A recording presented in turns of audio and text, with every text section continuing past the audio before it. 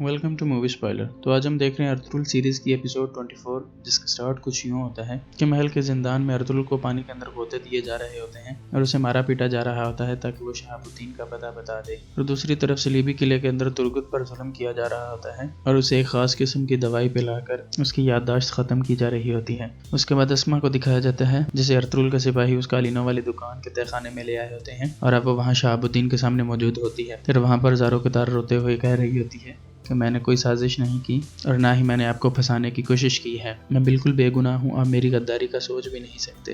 और शहाबुद्दीन उससे ये पूछ रहा होता है कि मुझे ये बताओ कि महल के अंदर कौन कौन सलीबी जासूस है। उसके बाद नासिर और कमांडर टाइटस को दिखाया जाता है जो आपस में बातें कर रहे होते हैं। और कमांडर टाइटस कहता है कि हम आहिस्ता आहिस्ता हलब शहर के अंदर अपने कारोबार को बढ़ाएंगे और यहाँ पर ज़मीनें खरीदेंगे और फिर इसी तरह हम पूरी तिजारत पर काबिज हो जाएंगे, जिसके बाद अमीरुल अजीज़ हमारे सामने घुटने टेकने पर मजबूर हो जाएगा और हलब शहर पर हमारी हुकूमत होगी। इसके बाद हलीमा सुल्तान को दिखाया जाता है जिसके पास लैला सुल्तान और उसकी आया बैठी होती हैं। तभी ये कनीज आती है और कहती है कि हलीमा के वालिदा हैं और वो इनकी खबर लेना चाहते हैं, जिस पर लैला सुल्तान और उसकी आया कहती है कि उन्हें अंदर ही बुला लो, लेकिन वो दोनों वहां से उठकर चली जाती हैं। और फिर उसका बाप उसे आकर मिलता है। कुछ ही देर बाद एक सिपाही आता है जो शहजादा नुमान को पैगाम देता है कि अमीरुल अजीज ने आपको याद किया है। और जैसे ही शहजादा नुमान वहां पर पहुंचता है तो कमांडर टाइटस वहां पर पहले से मौजूद होता है, क्योंकि अमीरुल अजीज शहजादे को उससे मिलवाना चाहता था। क्योंकि जब सलीबियों ने शहजादा नुमान, उसके बेटे और हलीमा सुल्तान को गिरफ्तार किया था, तब से वो कमांडर टाइटस को जानता था। लेकिन तभी एक सिपाही आता है और कहता है कि महल का कोना कोना छान मारा गया है लेकिन अस्मा कहीं नहीं मिली,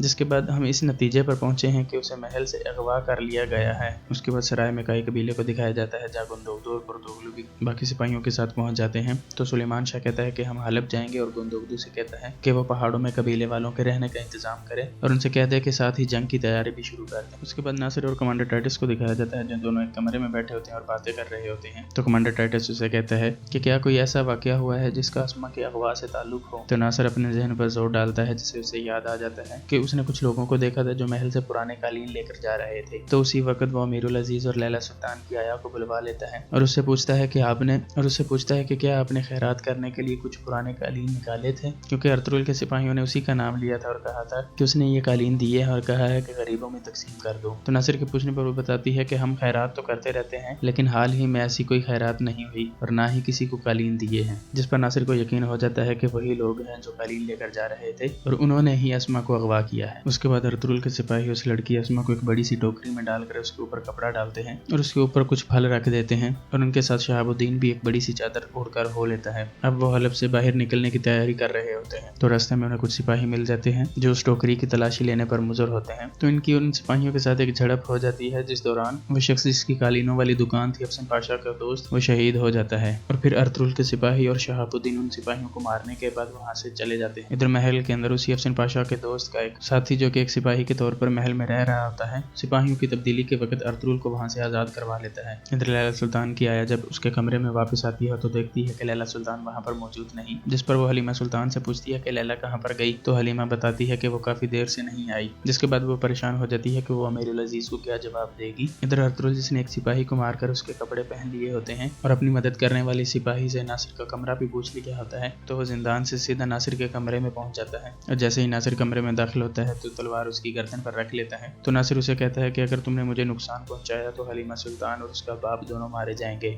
उधर छोटा शहजादा और तुर्गुत भी मारे जाएंगे। जिस पर अर्तुगरुल कहता है कि आज नहीं तो कल तुम्हारी मौत जरूर होगी। इसी के साथ इस एपिसोड का इख्तिताम होता है। अल्लाह हाफिज।